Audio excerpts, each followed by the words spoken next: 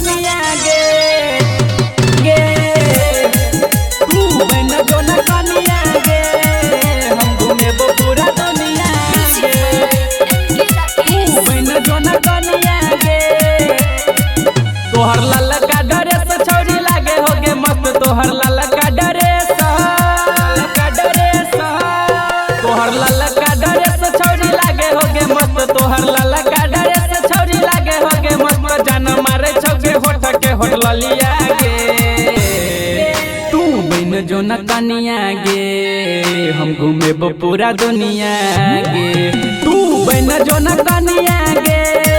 हम घूमे पूरा दुनिया गे तू बन जो न कनिया गे हम घूमे पूरा दुनिया गे तू बन जो न कनिया गे गे तू बन जो न कनिया गे हम घूमे पूरा दुनिया गे गे कुछ तो बोली ले मुँह तक खोली ले परची पीछा जान दिल लगाई ले मुँह तक खोली ले परची पीछा जान दिल लगाई ले जब बनेबो तोरा धनिया तू बन बैगे कनिया जब बनेबो तोरा धनिया तू बन बैगे कनिया जब तक नहीं कहबी सैया गे तू बन जो न कनिया गे हम घूमे पूरा दुनिया गे तू बन जो न कनिया गे हम घूमे पूरा दुनिया गे तू बन जो न कनिया गे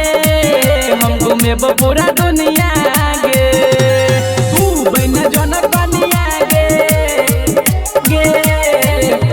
तू बन जो न कनिया गे हम घूमे पूरा दुनिया गे हाँ लगा के साड़ी में बड़ निक लगई छी गे यह साड़ी में तू कतल करैबी गे तू कतल करैबी गे गे